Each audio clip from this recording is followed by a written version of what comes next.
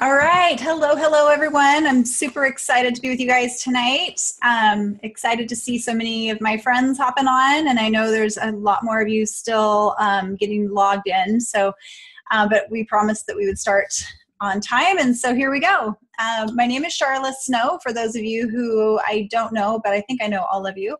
And I am here tonight with Jess. Luibrand, who is the Chief Clinical Thermographer for SciTech.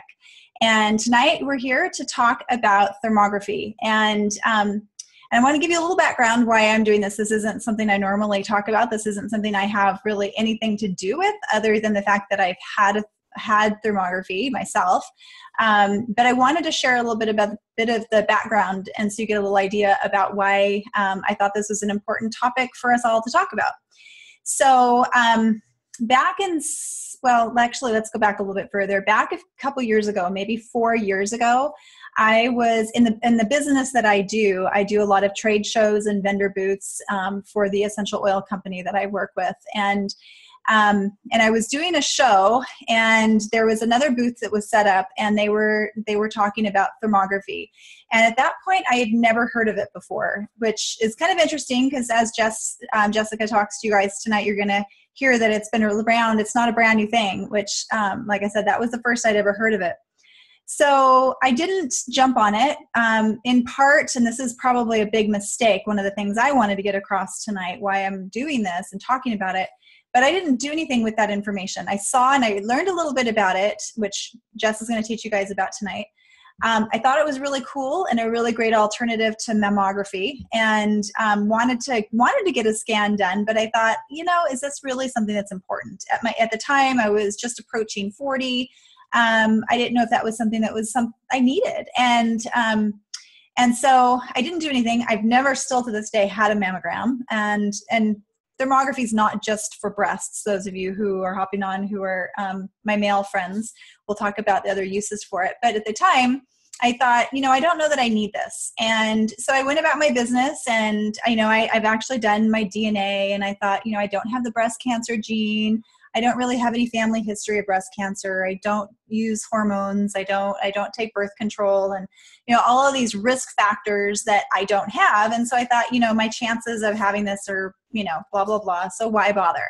I didn't get a baseline right back then. So I think that's something important Jess is going to talk to you guys about. So fast forward to September of 2016. So just about, 6 months or so ago. And I found a breast lump.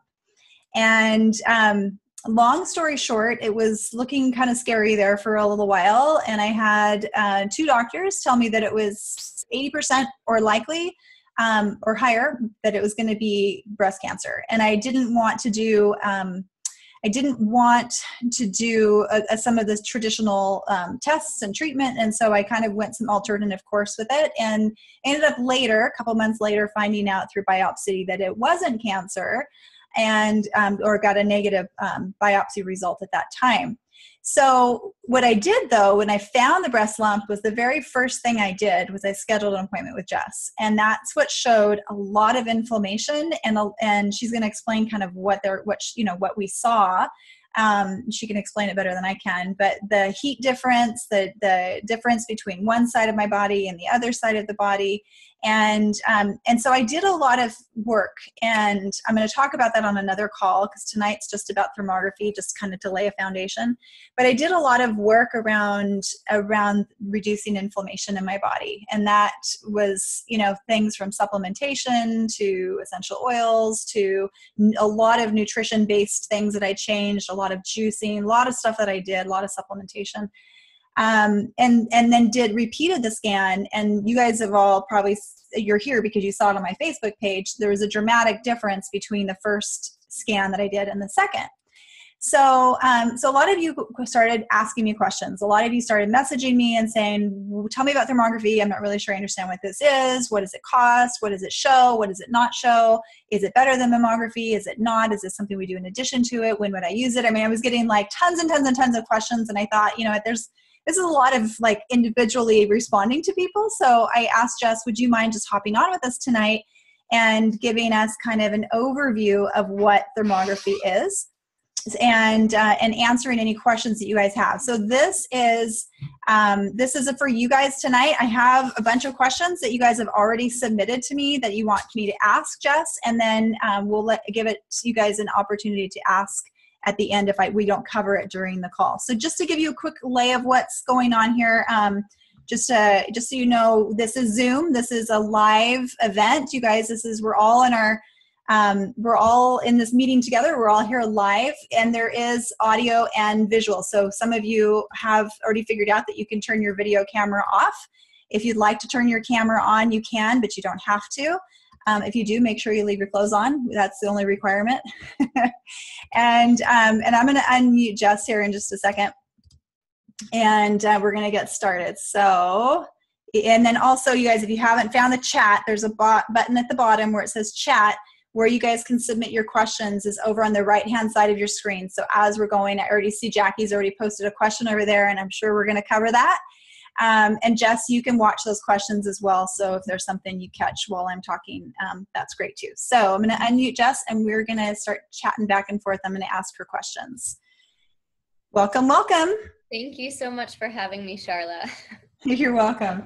I'm excited for everybody to learn, because I've been learning a lot, and this isn't something that I really plan to share, but it's something that just sort of fell into my life. And so I kind of wanted to hear your story, actually, how you started getting into thermography. Can you share that a little bit? Because that's interesting. Yeah.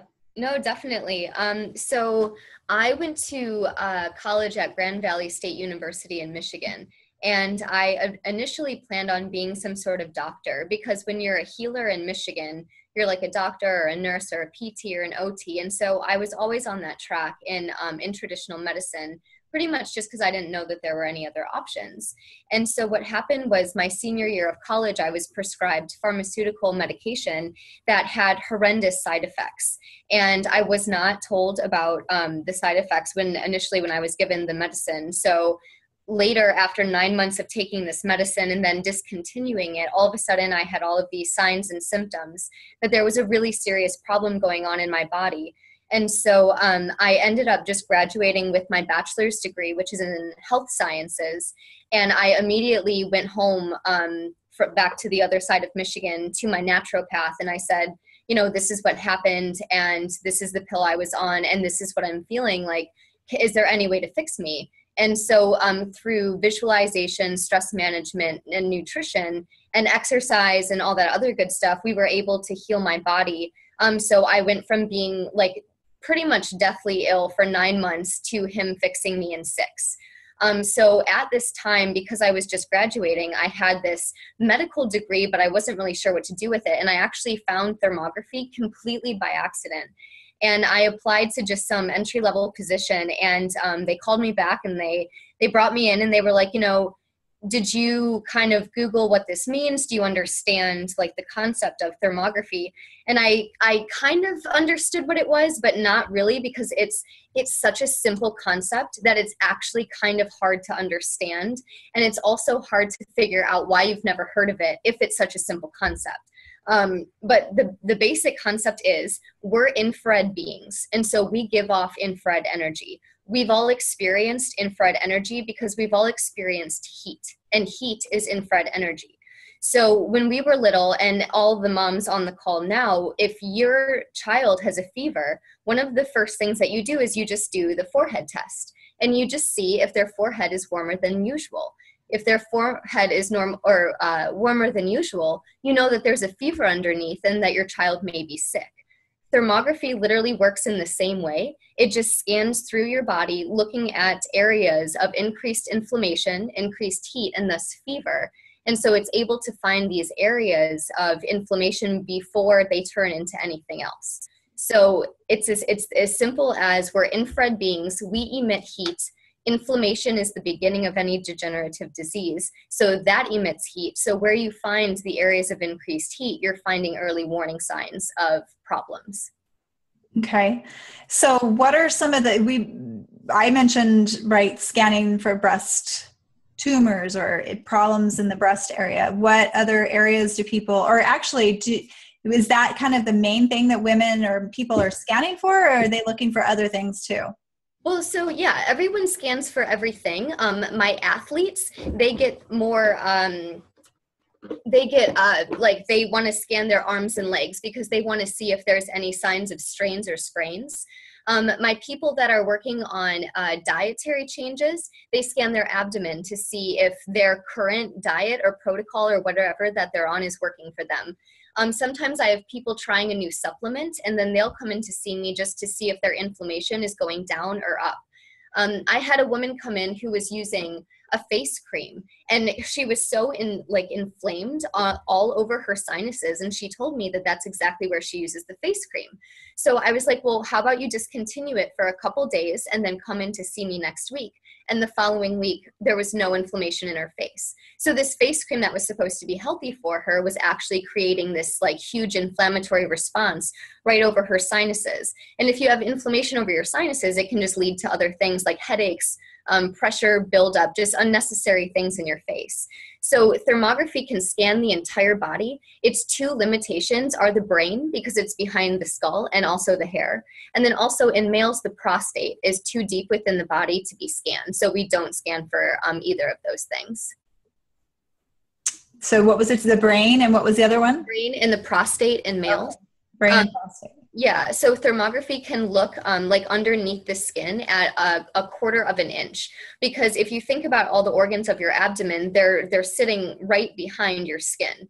So if there's fever in your liver, it's going to show up over that. It's called what we call the cutaneous referral area.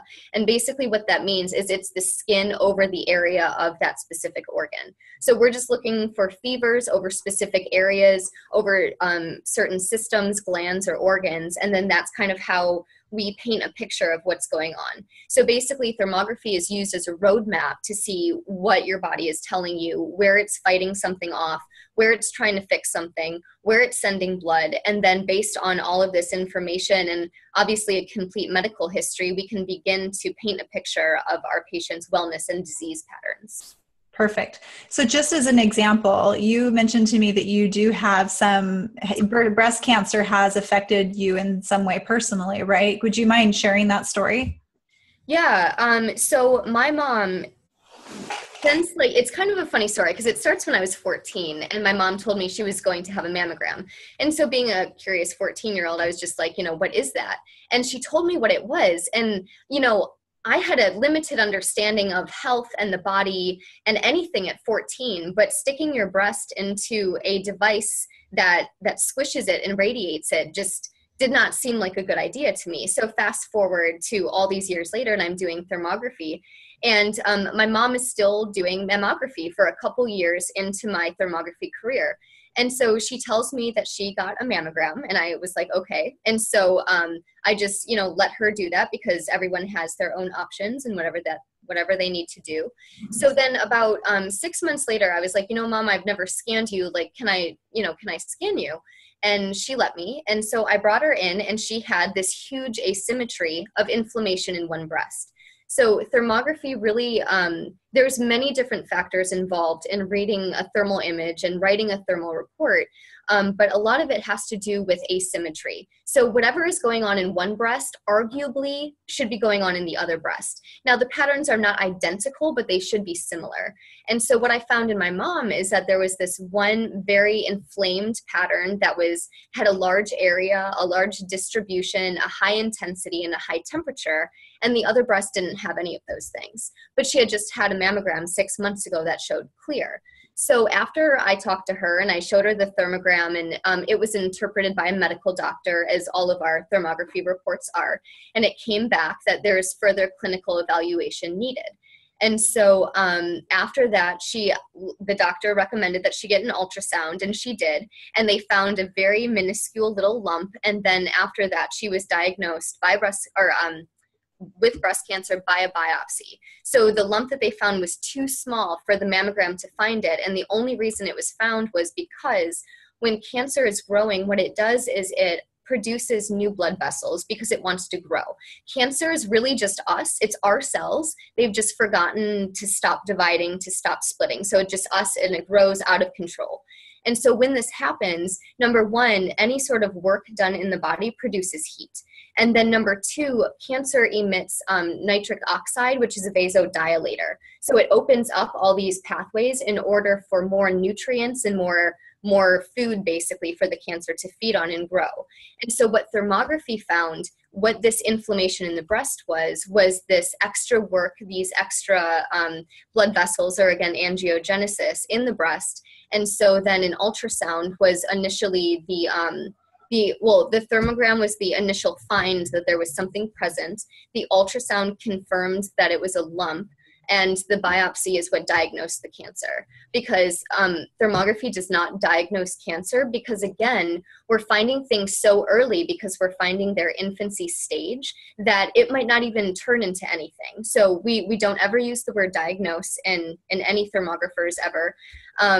But the ultrasound is actually what is able to differentiate between something that is fluid filled and something that is solid. And those two things are very different.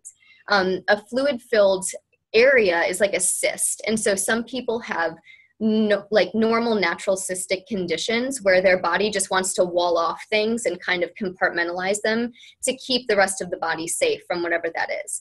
And so a cyst is just a fluid-filled cyst that sometimes, is really not going to do anything. But a solid mass, like a tumor, that obviously can be benign or malignant. And so the ultrasound was the deciding factor that it was actually a hard lump. It was a solid tumor. And then the biopsy was the diagnosis that it was breast cancer. So a mammogram that she had just gotten completely missed this. And so then thermography was like that pathway to, wait a minute, there's something still wrong here just because the mammogram didn't find it. Because one of the limitations of mammograms, and my women who are on the call who've had a mammogram, they can't fit your whole breast into the vise. And so there's this whole upper outer quadrant that is missed. And the reason why that's really important is because what is in our normal deodorants, and I know that you guys are probably all conscious, and Sharla, you do doTERRA, so I know that there's a lot of knowledge here with essential oils and holistic like deodorants and other like kind of skincare products. But normal store-bought deodorant has aluminum, parabens, and sulfates in it. And those are really bad for the lymphatic system, and they clog the lymphatic system. Well, the upper outer quadrant of the breast is where the sentinel lymph node lies. So if you are constantly using like a store-bought deodorant from Target or CVS or something, all of that aluminum and all of that toxicity, it's just causing congestion in the lymph nodes. And the lymph nodes are what clean the body. It's the body's sewage system. So the reason why, again, it's important to get a thermogram and kind of expand the area that you're scanning is because this area that mammograms miss, it's one of the most common areas to find breast cancer in the upper outer quadrant because it doesn't fit in the mammogram. And then there's all of this congestion, inflammation, and toxic buildup from deodorants and then other, pesticides and pollutants and whatever else is in our atmosphere. So that's kind of a long story to answer your question. No, that was a really great story to kind of illustrate that there, what is it that thermography, what it doesn't, as far as diagnosis, what it does and doesn't do, but also what mammograms can also miss as well. Like you explained in that outer quadrant, you can't get it into the machine. So, I'm going to pull up my actual images so people can see them. I think they saw a little bit already on Facebook, but I'm going to bring those up. But while I'm doing that, can you talk a little bit about whether or not thermography is safe, if there's any risks at all? Yeah. So thermography is 100% completely safe. And it is literally, so my camera is about this big, and all I do is I just point it at you and we take a picture. So it's literally like less harmful than actually taking a picture with your cell phone because of like the EMF radiation of a cell phone. So nothing is emitted at you, to you, or through you. It's not scanning through your body. There's no radiation waves. There's no microwaves. There's no waves at all. It's actually completely reverse. So you are what emits your radiation or your heat towards my camera. So it's completely safe. Again, there's no waves of radiation, and you are actually the emitting body towards the camera and not the other way around. So like, for example, anytime I injure myself or get sick or experience some sort of health setback, I scan myself. So I've gotten scanned pretty much like, I've been doing thermography for 7 years. So anytime I've gotten sick in this whole time, I've gotten a thermogram, and there's no adverse side effects. I'm not growing like a third arm or like a 25th toe, or everything is completely safe with thermography. And then also, because we do scan a lot of women, because a lot of women choose to not radiate their breasts, I have a privacy area in my room. So my women that I scan are behind a privacy area the entire time, and I'm using a computer to scan them. So I can see them via thermography on the screen. And actually, if you look behind me, this is a thermogram right here of a head and neck. It's just turned sideways, so the person is facing this way. And so this is basically what I see on my computer when I'm scanning someone, but just obviously depends on the area. And so that's how I position people. That's how I scan people, as I'm sitting at a computer. My patient or my clients are behind a privacy curtain, and I'm doing all the imaging from my computer. So not only is it safe, but it's also, we respect privacy. And then obviously I'm female. So females are often better suited to scan females because there's a comfort level there. Right. So I'm going to share mine so they can see kind of a little up close. I shared just one of these, but so just in kind of full disclosure, I want to share what it looked like before and now. And I'm not totally out of the woods yet. Like it's really exciting to see the improvement, but as maybe Jess will even point out, and I'll show you, there's those patterns that were there before do still exist, but the path that I'm on is like way improved. And so it was easy to get really lax in what I was doing to create the improvement. And so I was kind of letting some things go with my juicing and my supplements, and I'm like, I'm good, right? I've got the negative biopsy, everything's fine, and I don't need to worry. And Jess called me up and she's like, no, Sharla, you need to still keep doing what you're doing, because you're not, it's not a completely normal scan yet, but you've improved a lot, but you need to keep doing what you're doing. So I'm going to share with you what the difference is, so you guys can see what she sees and what you would see on a scan. So this is me. Kind of funny story. Robert is my husband, and he texted me one day that his office manager's husband had come home one night and said, on another note, I saw Sharla's boobs today on Facebook. So everybody in town has seen my boobs. So you've all seen them, but this is what it looks like. So on the left side versus the right side, this is back in October of 2016. This was the end of February 2017, just a few weeks ago. So Jess, can you explain to them what they're seeing on the left side? Yeah, so in the left breast, so these are an opposite image because we're staring at Sharla right now. So the right breast is on the left side of the screen, and the left breast is on the right side. And so what we're seeing is a high asymmetry between the two breasts. There is increased heat in one breast that is asymmetric from the other side.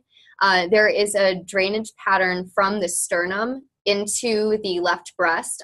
This follows the lymphatic system, because the lymphatic system comes down from the neck and drains into the sternum and then out laterally. And then it also drains from the neck into the armpit and then down into the sides of the breast. So we're seeing possible lymphatic system involvement. We're seeing increased heat in one breast. We're also seeing increased heat underneath the left breast. If you look underneath the breast, you can see that there's a little bit more heat underneath the left breast as well. Mm-hmm. So this is an important sign. And then also the right here is called the thoracic inlet, and it's right where your collarbone kind of sticks out if you shrug your shoulders. This is where the lymphatic system drains from the face into the neck, into the body. And so when there is a high lymphatic congestion in the body or high toxicity, the lymphatic fluid will begin to pool here. And so what we're seeing is that white is our hottest color. So that's an indication that there is a bit of a toxic overload in the body, and there is lymphatic congestion. And actually, I guess I should have started from the beginning. Green is our normal color. Green is like within normal range. blue is cool, black is dead, which doesn't emit any infrared energy. So the wall behind Sharla is black because it doesn't emit any energy. And then yellow, red, and white is our hottest color. So we see white underneath the breast and also in the thoracic inlet. We see inflammation in the armpit. Again, Sharla is very health conscious, so I know that she doesn't use bad deodorant. So the fact that we're seeing an inflamed armpit is kind of also like a little bit of a sign. And then we're seeing what's called a closed vascular pattern in the left breast, which is just like this. So the body, the vascular system in the body is linear and it moves kind of around like this, but this is not really a normal vascular pattern. So when we see something like that in the breast, it is kind of a cause for concern. And then again, just to preface, I'm the thermography technician. I've been doing this for an extremely long time. So, and then I also have a medical background. I'm not a medical doctor, and so I'm not allowed to give medical advice. So I'm just reporting on literally the facts of what I see. This report and all the reports that are done here in my office or by other thermographers, they're all reported by a medical doctor. This is really important, and this is kind of a question that we'll address later, but I'll just go into it now. Medical doctors take other medical doctors seriously. So what we do is we have all of our thermography reports written by a medical doctor so that they're considered a medical document. That being said, all of our medical doctors are holistically minded and they're board certified in thermology. So all the recommendations and suggestions are dietary changes, lifestyle changes, inflammatory diet protocol is advised, lymphatic drainage is advised, vitamin D3 supplementing with iodine or selenium. They're all natural protocols that they would recommend given to us by nature, and not any ever pharmaceutical pills would ever be recommended because again, the body knows how to heal itself. So what we're doing is we're just listening to the signs of the body, and it's literally like a book. We're just reading a book, we're reading the information from it, and then we're going out and we're doing something about it. So thermography really makes you kind of proactive about what's going on with you, because as like for Sharla, this was a wake-up call. This is an issue that there's something going on in the body, and this is where we are in this lifetime, and we definitely need to take care of it. So then kind of moving on, what we're seeing on the images on the right side of the screen is Sharla's after February of 2017. The inflammation has decreased quite a bit. The thermal patterns have also lessened quite a bit. So this is an example of it's a stable baseline, but it still needs to be improved. A stable baseline it means basically that the thermal patterns have remained the same, or they've gotten lower in heat, which is a good thing, or lower in heat, distribution, asymmetry, intensity, any of those things. Because of the aggressiveness of the pattern that we first saw, obviously we're going to follow up with Sharla again in about 3 months just to make sure that that this continues in a downward movement, and that it stays the same, because sometimes people have, different thermal patterns all over the breast, and sometimes they're asymmetrical and sometimes they're symmetrical. And the way that we differentiate between something that's an issue versus something that's just normal in the body is we do a 3-month follow-up, because 3 months is about enough time that if something is growing, that we'll see some indication that it's been growing. And again, when I say growing, I don't mean structurally, because we're looking at function and not structure. So we're looking at blood flow and not anatomy. So we would be able to see if there's increased blood flow, which would indicate if something is growing, and rather if something is actually like physically growing. Like I said before, inflammation is the beginning of any degenerative disease. So what we're finding is the infancy stage of disease. So this is kind of another thing about mammography, is that mammography scans for a tumor. If you have a tumor, you're already sick. That doesn't really have anything to do with prevention. It has to do with reactive medicine. So what we're doing is, because we're looking for the infancy stage of disease, so we're finding it. So simply because we're scanning for it. You can't scan for a tumor and call that prevention, because that's the very end stage of disease. And that being said, Sharla, I might want to share my screen for a second. Yes. Yeah, go for it. Thank you. There's a slide that I would like to bring up that I'd like to share with you guys. So just bear with me while I kind of go through and find it. It's right here. Okay, so where is Zoom and share screen?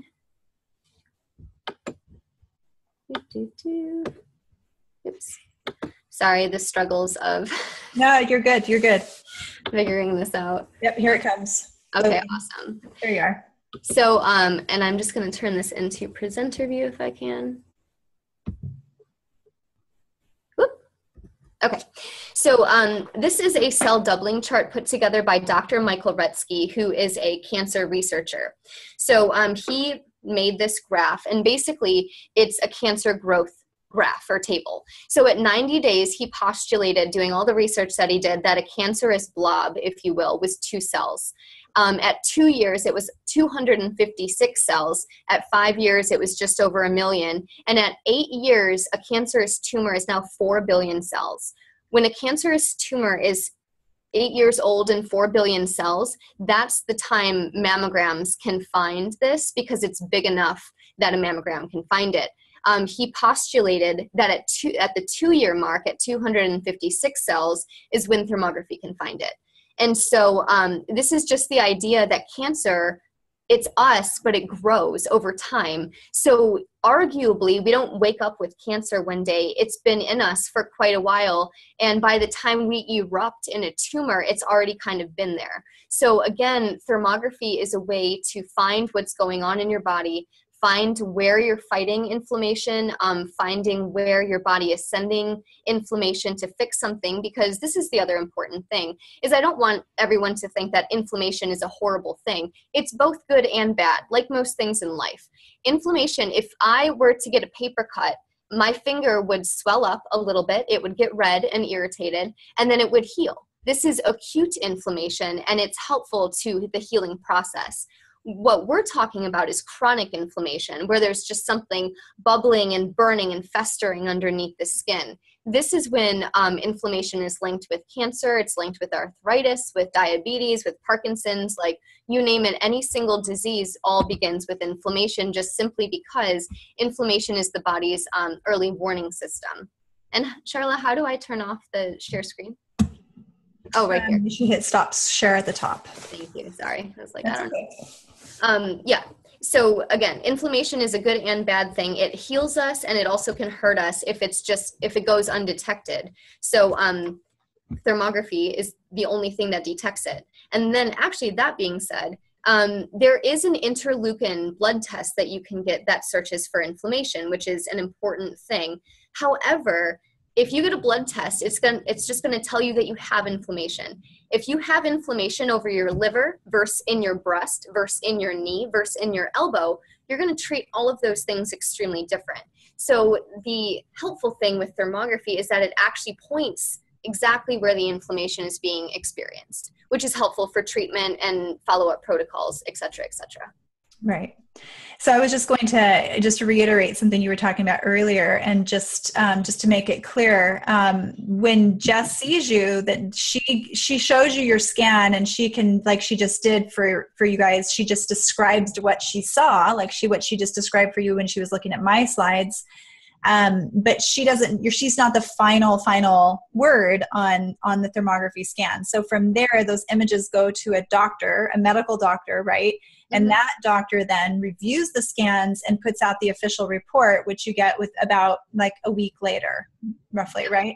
Yeah. Like that's what it was. So that, when I got that, when I saw Jess, I'm like, it's okay. I mean, it can't be that bad. Like, she didn't make it sound like you're going to die tomorrow or anything. So I'm thinking, like, I just been on an airplane. Maybe my lymphatic system was just sort of sluggish because I've been sitting on a plane, blah, blah, blah. And then I get the report from the doctor and I'm like, like, I'm gonna die. This nipple's hotter than this nipple, and this problem, and you immediately need to go get an ultrasound. And so that's what I did next. So the next step after that first one in October was I went and got an ultrasound. And what Jess explained to you earlier about being a solid mass versus a fluid-filled mine was solid, and that is indication of a tumor. And so when it's solid, and then the edges of it, they like, if it is solid, they like it to be nice and smooth and pretty, like a little grape, but it wasn't. It was really irregular, which was also another really red flag. So just so you know, it isn't something that it is something that is actually read by a medical doctor, and you do get a final report from a medical doctor. So with that, my next question is, why is it some doctors don't recognize thermography, and why is it so many people haven't heard of it before? Yeah, so this is a big one. This is the question that I get asked most often. So we'll just kind of start at the beginning. So in the 1970s, the military developed night vision, which is thermography, literally. So they developed it for military reasons. Once they realized what it could do, which is simply just if you pointed a night vision camera at someone, you could see their areas of increased inflammation versus not. So they actually declassified it right away. They gave it to the medical field and they said, do something with this. We know it can do something. We don't know what because we don't understand. So please, medical fields, do something with it. So unfortunately, what happened was thermography and mammography went up at the same time against each other because they both wanted to get into hospitals, and this is when all of this was happening. So unfortunately, the mammogram people were the ones in charge of doing the thermography study. So thermography, as you guys can probably tell, is heat. Thermal or thermo or whatever, the Latin word it means heat. So what happened was they took a van and they drove around the United States and they scanned people via thermography in this van. So the people in the South where it was hot showed up hot, and the people in the West where it was hot showed up hot, and the people in the North and the Northeast showed up cold. So thermography was primarily dropped because it showed that it had a really low sensitivity, a really low specificity, that it wasn't accurate at all. But it's simply because with thermography, there's certain requirements. Number one, the room has to be in between 68 and 72 degrees. This is so you're not freezing. It's also so you're not sweating. So you're completely within equilibrium. There is also a 15-minute acclimation period where you're literally standing behind my privacy wall, and you're just standing there, like with your arms out like this. The reason why is because our clothes, our necklaces, our hair all holds heat on our body. So what we do is we put the hair up, we take the jewelry off, we remove the clothes, and we stand there. This allows all the extra heat that's not caused by you personally to dissipate off the body. This is a really important one. Any type of body manipulation, any type of massage, chiropractic, acupuncture, this is all manipulating the body, the tissue, and thus it's changing the physiology of the tissue. So if you get a massage the day before, we cannot do a thermogram. If you get a sunburn the day before, we cannot do a thermogram because we're measuring heat. So if there was some sort of heat manipulation, we just can't do it. So so then to follow up with, Sharla, your question, is a lot of medical doctors, they've heard of thermography and they've heard about this one study back in the 70s, and they've heard that it's not accurate and they don't like it. There's over 800 peer-reviewed articles today on breast thermography alone. So not counting the fibromyalgia studies, not counting the diabetes studies, not counting the arthritis studies. So there's 800 peer-reviewed articles only on breast thermography. And it's been routinely shown to have a specificity and a sensitivity of over 90%, sometimes 100. So this is really important because mammography, and I have to check my notes here because I just don't really remember mammography stats because I keep them out of my head. Mammography has an average sensitivity of 80%, which drops to 60% in women under the age of 50. But who's the people getting mammograms are women under the age of 50 because we're told at 40 that we're supposed to get mammograms. And then not only that, but with mammograms, like how I just talked about manipulating the tissue, you're manipulating the tissue in a mammogram. You're not only squeezing it, but you're radiating it on top of that. So it's like what I say, it's like you're being kicked while you're already down. Your tissue's manipulated, your tissue's radiated. And then if you have breast cancer and you don't know, it's 40 pounds of pressure per square inch. So if your body, because again, the body is innately intelligent, and so what it will do is it will encapsulate this cancer sometimes. So if you have cancer and if it's encapsulated, the body is trying to save you from it because it knows that it's bad, so it's keeping it over here. And if you get a mammogram and that squishes, that encapsulation, it can actually cause that to open and spread in the bloodstream. So mammograms, they emit ionizing radiation. Ionizing radiation is scientifically proven to cause cancer because it snips the gene that tells the cell to stop dividing. It literally snips the gene that says to stop dividing. So cancer is us out of control that has forgotten to stop dividing. And ionizing radiation does this, and mammograms emit that. And then there's this 40 pounds of pressure. So it's like, why? Why do we do this? Yeah, that's funny because that's exact. One of the first things I did when I got the report from the medical doctor that read my thermography was I called one of my really good friends, two really good friends who are both naturopathic doctors. Called both of them and I said, what do I do? Do I need to do a mammogram? What do I need to do? And they both said, absolutely not. They both said, exactly what you just said, if it's cancer, your body has encapsulated it to protect you. Why would you take it, squish it between two bricks with 40 pounds of pressure and then radiate it? Why would you do that if that's cancer? Go get an ultrasound and then see from there if you need to do the biopsy or go from there, right, with the other options. So that's exactly, and that was from two different naturopaths that told me not to do that. Yeah, because in ultrasound, it's using sound. So it's literally just bouncing in your body and bouncing off, and it's just letting you, it's like the same technology dolphins and bats use to navigate the night sky and also the ocean. So ultrasound is always our follow-up. If we see something suspicious, we do recommend an ultrasound. We don't recommend a mammogram. That being said, legally, I cannot tell you not to have a mammogram. It's your own choice. I'm also not a medical doctor. So do your own research. Everything that I've said, you can find online. You can Google on cancer.gov. It literally talks about the dangers of ionizing radiation. So it's not a secret. It's just like, you just got to know where to look.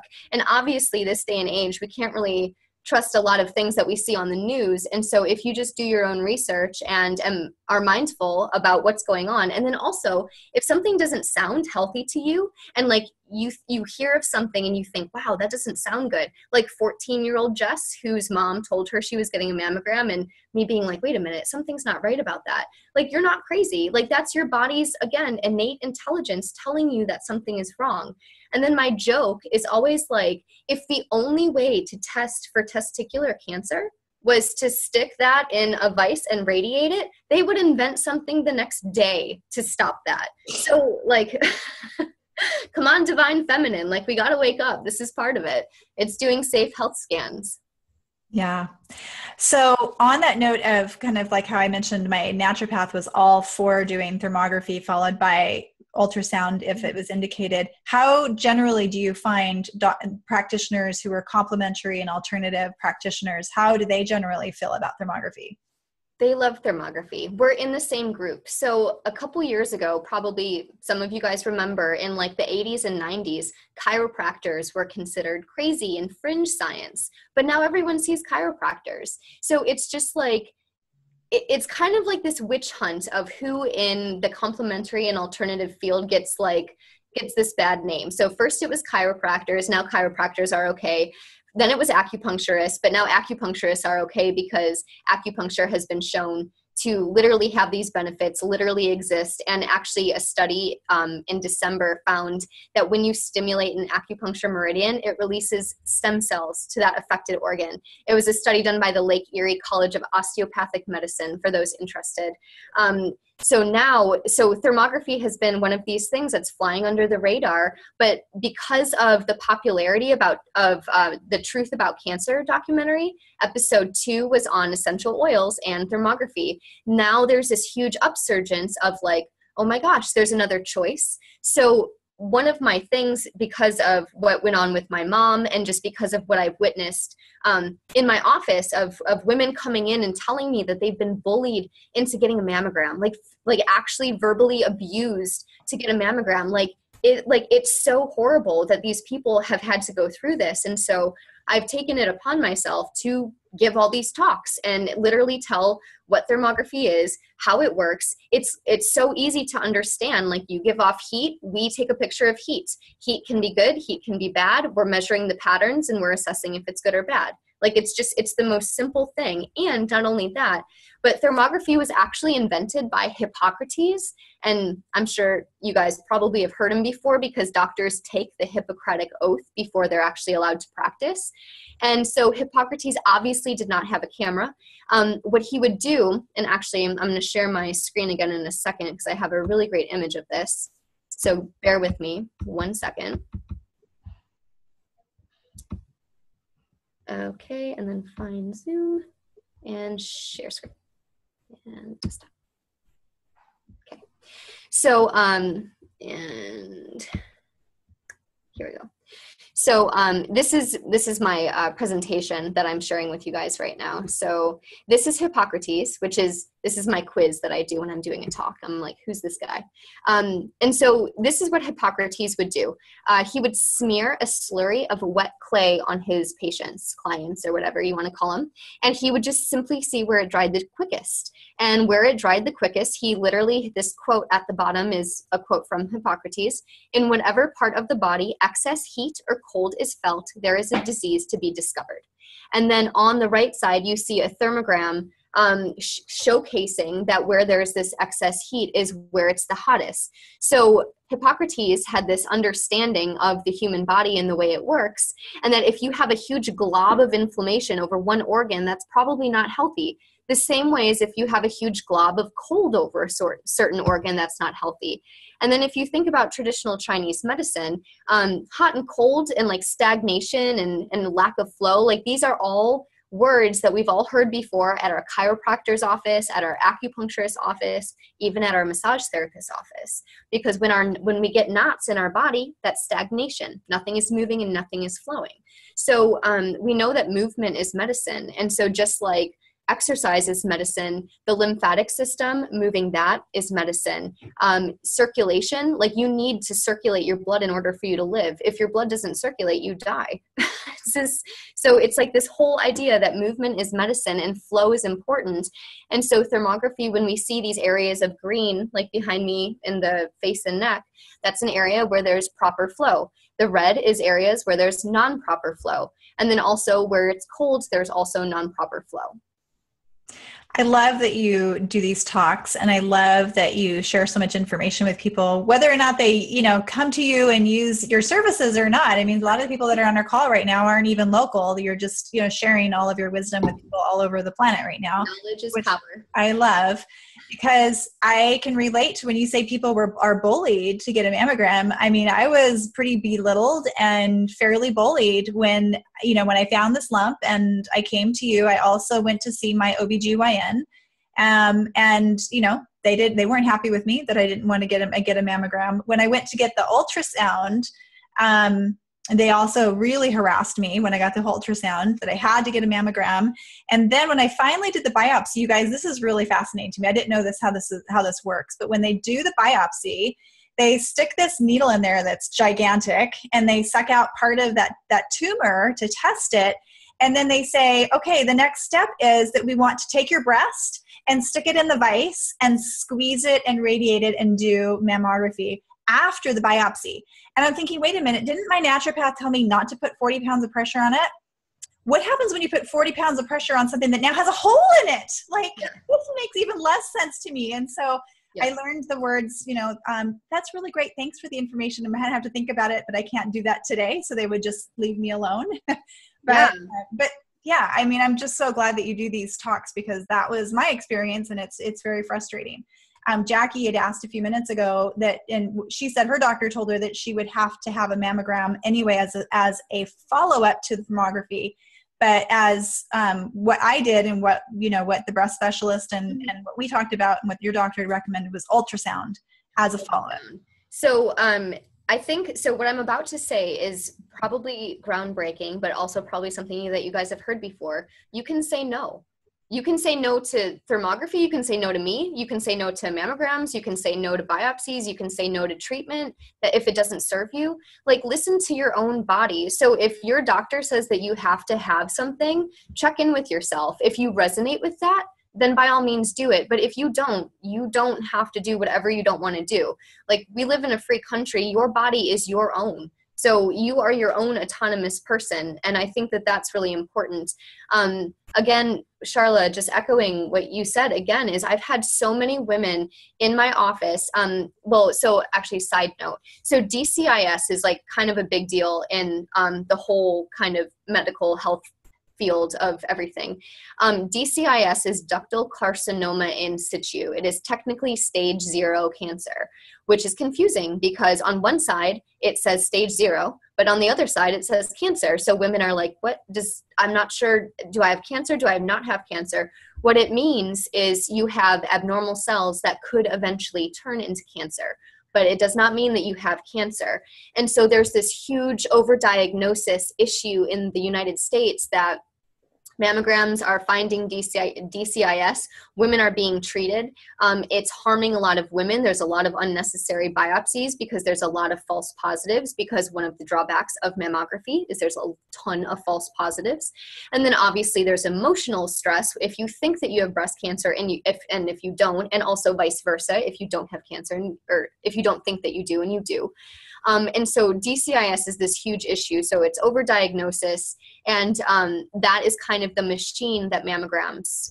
Once you're a customer, you're a customer. So you get the mammogram, and then they find DCIS, and then you get treatment, then you get chemo, and then you get radiation, and then you get all of this stuff, and now you're a consumer for life because you need to be on all these drugs to heal yourself, and you depend on the medical industry. And that's exactly what it is it's a medical industry. There are cures for cancer in nature. If you Google natural cures for cancer, you can find them because they do actually exist. It is illegal. So then that being said, this is kind of the other fun note. Again, so vitamin D, vitamin D3, turmeric, all of these natural cures for cancers, they do exist, but in the United States, it's actually illegal to treat your cancer with nutrition. So if you go to the doctor and you say, hey, I've got cancer, I want to treat it naturally, they can actually deny that. And so I'm located in Encinitas, California, which is Southern California. We have the Gershon Institute here in Southern California. The Gershon Institute is just an amazing nonprofit organization, but they have to have their clinic in Tijuana in Mexico because it's illegal for them to treat cancer patients in the States. So if you are interested, if you have cancer and you want to treat it naturally, you actually have to exit the United States to treat it naturally at the Gershon Clinic. Of course, you can do whatever you do at home is your own thing. I would keep that, more or less to yourself, just to be careful. But the Gershon Institute is in San Diego, but the clinic is in Tijuana, simply because it's illegal. And then there is a doctor named Dr. Berzinski in Texas, who also has a cure for cancer. And he was actually harassed basically by the FDA constantly. And they basically asked him if he could present patients that he had actually cured from cancer. And he had quite a bit of them. I don't actually remember the number, so don't quote me, but he had so many patients write to the FDA and say, hey, he actually cured me of cancer. You cannot arrest him because he's not making these ridiculous claims. He's actually doing what he said. So, and then there was this other doctor, and I can't remember the name, unfortunately. It's like Dr. Sibo or something. He actually just recently passed, but he cured AIDS in the 1970s, and of course was promptly arrested by the FDA. And he was told that he had to prove that he had cured someone from AIDS, and he actually had 70 cases that he proved that he cured people from AIDS. And he came to the United States recently and then died. So who knows what happened with that. So again, do your own research, listen to yourself, listen to your body, listen to nature.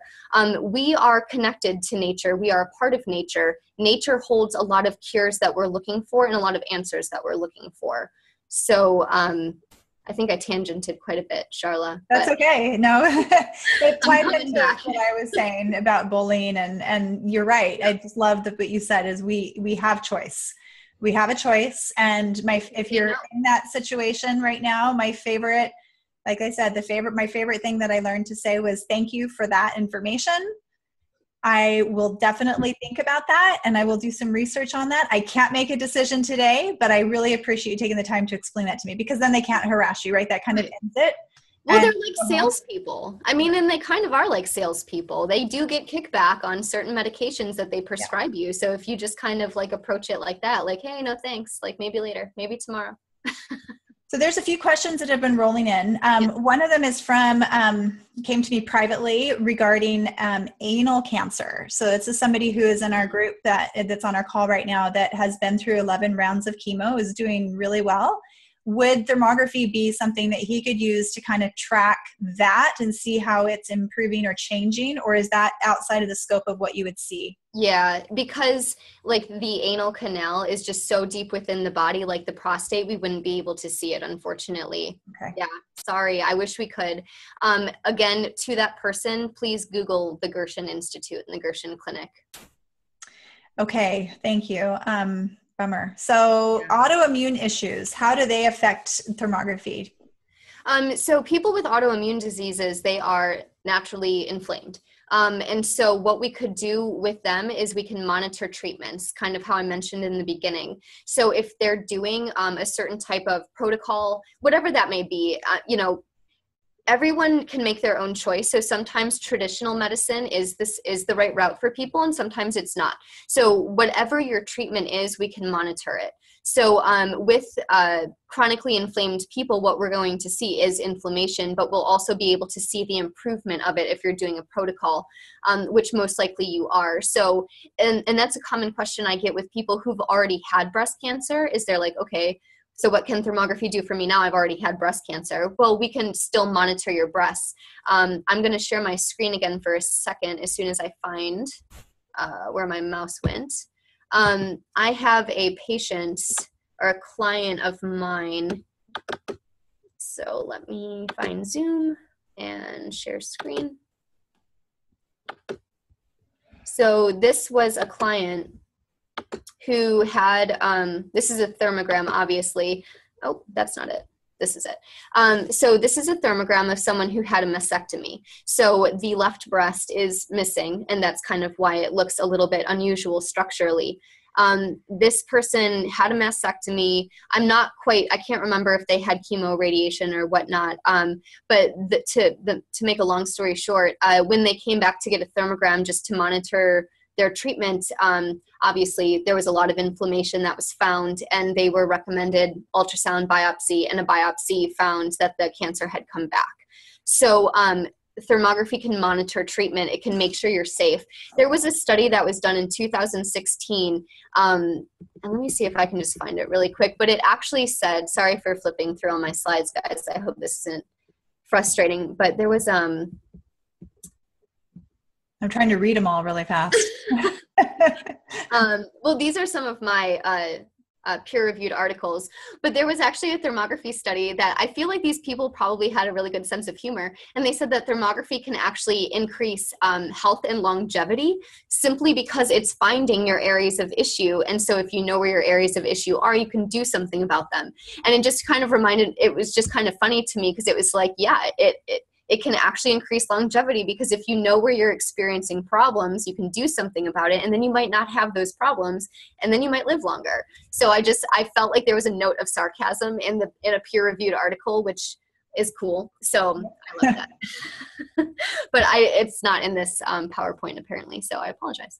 What about like carotid arteries? What do you see? One of the questions is about checking arteries, and there's some reference to LifeScan. I'm not even sure what that is, but how does thermography check that, or does it? So thermography is actually one of the best ways to check the health of the carotid arteries, because the carotid arteries are so superficial that you can actually see them in the neck. So because they sit just behind the skin, we're actually to image them beautifully in thermal imaging. And so this picture behind me is actually considered a cardiovascular, or it's a carotid artery scan. So we scan the sides of the head, the front of the head, and then also we do different lymphatic, or we check the health of the thyroid as well. So there's different angles of the thyroid, and then angles to the side, and then angles more to the side. So when we do a thermogram, we always do every single angle of that area, because like Sharla, in your report, one side we need to compare to the other. So carotid arteries are great. Again, you can find so many articles. If you Google thermography and carotid artery in PubMed, you'll find tons of information about how thermography can scan the health of the carotid arteries. So that's just another example of what thermography can do. Perfect. Yeah. What about hot flashes? Since this is heat, one of our gals wants to know if they're having hot flashes, if that throws off your scan. Actually, I want to show a great picture, because I can actually show you what a hot flash looks like via thermography, which was one of the coolest things, but as a young thermographer, it was one of the scariest things. So this was a woman that I scanned in Florida, and I was, I think, 2 years into being a thermographer. So I knew everything, of course. And so first she sat down, and she was the image on the left. And all of a sudden I was about to have her turn to the side to do the lateral images, and she started turning into the picture on the right.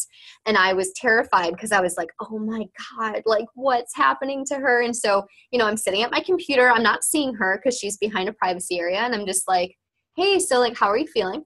And she's like, oh, great. And I'm like, are you sure? And she's like, yeah, I'm fine. And I'm like, will you just give me a play-by-play on what's going on with you? Like, are you mad at your husband? Are you thinking about something that's upsetting you? Like, just tell me what's going on. And she goes, well, I'm having a hot flash. And I was like, oh my God. So this is a real-time image of a hot flash. So, if you are having a hot flash, this is thermally what you look like, which is amazing, because it literally gives a pictorial representation of what you feel in your body. And it's literally right here. So what we're seeing here is hormonal disturbance. So when people have chronic hormonal disturbance, the picture on the right is typically what they look like all the time. And by typically, I mean, of course, everyone looks different. So their thermal patterns would be different, but the splotchiness of how it's all kind of everywhere, that would remain the same. That's an indication of hormonal disturbance. So we can actually see if someone is having hormonal issues, because we'll see this splotchy pattern, obviously, without them having a hot flash. This is just the actual representation of what a hot flash looks like. That's so cool. So side note, not to totally go off topic, but these boobs look so much different than mine. Are these real, or are these implants? They're so much bluer than mine, or is this considered normal? No, I think that these were just normal breasts, but implants do have this pattern. So implants or thermography is great for people who have implants, because obviously there's no compression, no radiation, no pain, no vice. So a lot of women who have implants opt for thermography just to save the structure of their implants. But if I remember, because I saw this client myself, I don't think she had implants. I think that she had fibrocystic breasts. And when someone has fibrocystic breasts or dense breast tissue, it shows up like that. Mm-hmm. Women with implants, they look like they have implants. So okay. they are blue like that, but yeah, you can kind of tell. Okay. This, I think, is just dense breast tissue. Gotcha. So one really good question that's come up over here that I hadn't even thought about, which is such an awesome question. Do you work with children? I have in the past. Okay. Yes. So there's, try not to say too much. There's doctors are required to report certain findings with children. And if you have a child who does have disease, you can have that child taken away from you if you do not follow the doctor's specific orders. Okay. And we actually I know someone in our circle that may or may not even be on the call right now who's been in that situation. So are you required, if you scan a child and see something, to alert anyone? I guess I wouldn't know what I was looking for. But since you don't technically diagnose, you just point. Exactly. Yeah. So this is like a preliminary scan. So I'm trying to kind of read in between the lines and kind of guess what the situation would be. So like cancer, but you don't diagnose cancer anyway. But if a child had cancer, they would have to do chemo. Otherwise the state could take their child away. Yeah, because we don't diagnose, we don't have that regulation because we're not actually diagnosing any sort of diseases. Because again, we're finding them early enough where you can do something about it. So technically it's non-diagnostic. Perfect. Yeah. That's a very interesting thought. Yeah. You asked that. Amanda asked a question about what was the doc's name, but that was like 10 minutes ago, and I'm not sure what we were talking about at that point. So Amanda, if you would just type back in there what you were referencing when you were asking what the doctor's name was. I'm not sure what that was regarding. Does insurance including TRICARE cover, or what is the average cost? Insurance is a funny thing. Insurance is a machine, and unfortunately, they don't typically accept us. AFLAC insurance actually reimburses, I think it's 70%. So as far as insurances, I pretty much love AFLAC because they're the ones that are reimbursing for it. My friend does have some sort of California insurance that she did say Thermography was on, but I don't remember what it is, unfortunately. I wish I knew. And then Amanda, to answer your question, it's Dr. Burzynski. So it's hang on, I have to spell it out. Burzynski. He's in Texas and he's awesome. Perfect. You got it. And also for people who have cancer, there's also the Budwig diet. That was a big one that was also on the Truth About Cancer. And that is BUDWIG. I think they featured that on The Truth About Cancer. But basically, there's a lot of natural cures if you just Google natural cures for cancer. So is there anything I didn't ask you today that you feel like you'd like to share before we wrap up and give them your contact information for further? Well, again, I'm in the Southern California area, so whoever is near me, I wanted to offer a 20% off to come in and see me, just as a thank you for listening to me and Sharla chat, because this is just actually quite fun. So if you guys are in the area, please come see me. I'm going to pull up my contact information in a second. For those of you who are around the United States, if you want to go to the IAM as in monkey, T as in Thomas, online.org, so IAMT online.org, you can find under, I think it's just under like find a practitioner, and you just Google your zip, or if you just put your zip code in there, you can find everyone who is trained by the same people that I'm trained. And they're all over the United States and Canada and actually international. So if you guys are wherever, you can totally find a provider near you. And what was the cost? I don't think we answered that for typical. I mean, I know it varies from practitioner to practitioner, from place to place and city to city, but yours cost specifically, I know there's 3 different options, right? There's 3 different options available. So our first thing is a region of interest. So this would be the head or the breast or the abdomen or the legs or the arms. It's $190, and that's 6 or more images of that area. So like I said before, if you're getting a breast scan, you're getting the front, you're getting the oblique, you're getting the lateral, you're getting the back, you're getting the inferior. We're looking at every single area of that body. So that's that. So same, and then that would be the same with like head. We would image the head and then the neck and then the sides and then the obliques. We'd measure everything. Because ideally thermography is prevention. We want you to be well. We want you to prevent your disease. We know that you guys have everything within your power to prevent it. We're just here to help you and guide you. Our next scan is the health screening. So it looks at from the top of the head to the bottom of the abdomen. So that one looks at the face, the neck, the chest, the breast, the abdomen, and the entire back.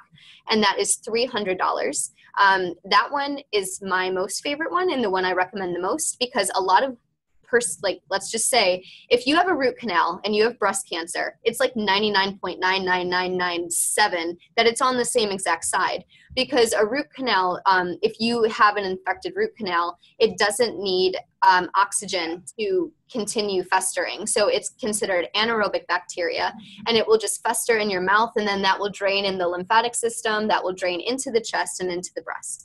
So I would like everyone to get a health screening. I don't care if it's by me or someone else, just I think that you should do it because your breast issue might be coming from your mouth, or your organ issue might be coming from your armpit. It's all different. So the more you scan, the more you get a roadmap of what's going on with you. So again, that one, the health screening is $300. And again, 20% off for my people in my area. And then on the full body is $550. So that would be what I just mentioned, the whole trunk plus the additional arms and legs. The full body is recommended if, like, again, you're an athlete, or if you have something that affects the periphery. If you have arthritis, if you have diabetes, if you have Raynaud's, if you have RSD, if you have something like that, then that's affecting the periphery, that would be beneficial. But otherwise, I would say at least if you get your trunk, then you're getting everything in your mouth. Every single tooth in your head is connected to a meridian and an organ, which is really important. Then getting obviously the chest, the breast, you're getting the lymphatic system. Guys have lymphatic systems too, and guys can get breast cancer too. And then obviously all the organs in the abdomen. So as long as you're getting from head all the way down to hip, that's a pretty good assessment. We didn't talk at all about digestive system tonight, like really much at all. We kind of focused a lot on breast, mostly because of my story, but you see a lot of what's going on in the digestive system too, right? Yeah, because again, if your liver is inflamed, we can see that. If your colon is upset, we can see that. If you're not digesting properly, we can see that. And again, just simply because we're looking at the area and we're seeing if it's hot, if it's cold, if it's moving, if it's not, etc.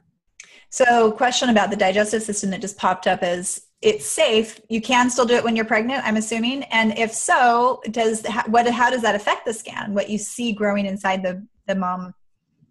I'm like trying to remember if I've ever scanned a pregnant woman. I don't know if I have. No, I don't think I've ever scanned a pregnant woman.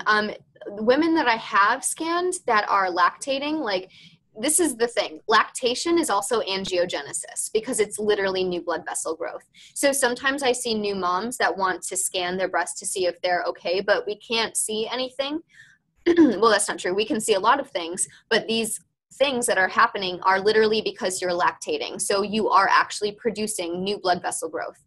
So it comes up as highly abnormal.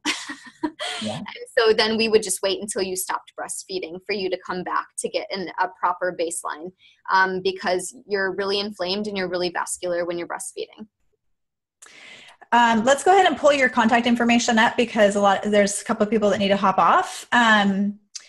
And I want you to, they want to get that information from you. So it's you guys, I shopped around actually, and looked at her rate, and she's very, very competitive for what you get. And I didn't do the full body. I did the health screen, which is the trunk. And so that you're getting $60 off. So that's $240 to do the trunk, right? 20%, $60, yep. $240, which is I think a super great deal. How often should someone get that? I forgot to ask that.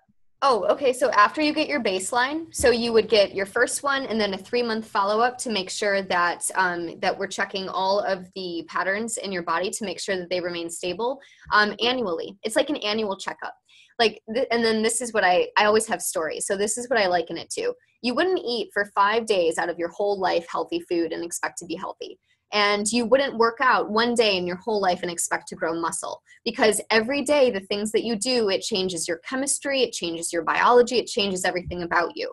So like if you have a very stressful job and then the following year you quit that stressful job, that stress is a toxin that shows up in your body. So arguably, if I see you again after you quit that stressful job, your inflammation has probably gone down. So it's good to just get it yearly just to make sure that nothing weird is going on with you. Perfect. And again, I scan myself anytime I even feel kind of funny. So when I did mine, I did the torso, but when I came back, I just did this area of concern, right? I pretty much just did the breast because that was the area that we were really focused on worrying about. So, and then I still need to do another one to get that stable baseline. And then hopefully if all still continuing in that right pattern, then I should be able to go 6 months or 12 months, right? So if you're normal, then you can just get onto that 1 year. Normal people. I know. So this is her information. So this is Jessica Luibrand. She is, again, Chief Clinical Thermographer for SciTech. Her phone number is 760-733-6000. You can also get her online at www.psy-tek,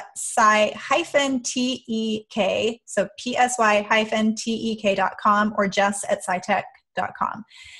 So that's on your screen there. You guys can jot that down. I am recording it. I am going to post this over in the event group that we made for those who weren't able to join us. If you guys want to connect with me, you can find me over on Facebook as the Supernatural Gal. So facebook.com/the Supernatural Gal, or on online, just Supernatural Gal, no the there. So, or just search me under Sharla Snow on Facebook. Most of you already know me.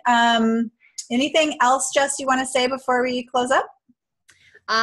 Just thank you guys for listening, watching. Thank you for seeking answers. Thank you for being curious. And yeah, just thank you for looking for alternative methods and being true to yourself and your body. And again, your body can heal itself. It's been proven time and time again. Our Western medicine is the youngest medicine of all the medicines in the entire world. Traditional Chinese medicine and Ayurvedic ancient Indian medicine has been around for literally thousands of years. And again, they all use nature and the rhythms of seasons and transitions and the way crops grow. And I think that finding our answers in nature is just kind of like the right way to do things, or not the right way to do things, but if you're searching for something, you'll probably find it in nature. I'll just say that, because again, people, different things kind of like show up different for other people. So like my mom, actually, to finalize that story, my mom, she did get a lumpectomy. She did remove the breast cancer from her breast. And she did not go through with chemo and radiation after we talked about it. And, but she did get surgery. So, and that was awesome. But then she went on a diet protocol. So just eating really natural foods, following the Gershon therapy, and some other things. So you can also do an integrative method of conventional Western medicine and natural medicine. It's whatever is right for you. So just kind of listen to your body and listen to your soul and listen to that internal guidance, because you know best. Amen. I totally could not have said it better. That's awesome. You guys, Jess is awesome. If you guys are local, I totally recommend her. She's been, she was really cute. She would text me, she would email me, "Are you okay?" This was afterwards when I was freaking out. Is there anything that you need? She was there to give me recommendations for practitioners to help me with the process that I was going through to kind of figure out what I was going to do. So she did a lot more for me than just scan me and send me out the door. She's become a friend through this process, and someone who really cares. Like, you can tell she's someone who really cares about her clients and follows through and follows up with them to make sure they're doing okay, which is why I just can't recommend you enough. So thanks you guys for being here. And hopefully that sounds like it was really informative. We got lots of really great feedback over in the chat. So I feel really good about the information everybody got tonight. And I hope you guys go out and do something about it. Awesome, Sharla. Thank you all. You guys, we're going to wrap up. Have a good night. We'll talk to you later. If you have any questions, we can carry it on Facebook. Bye-bye.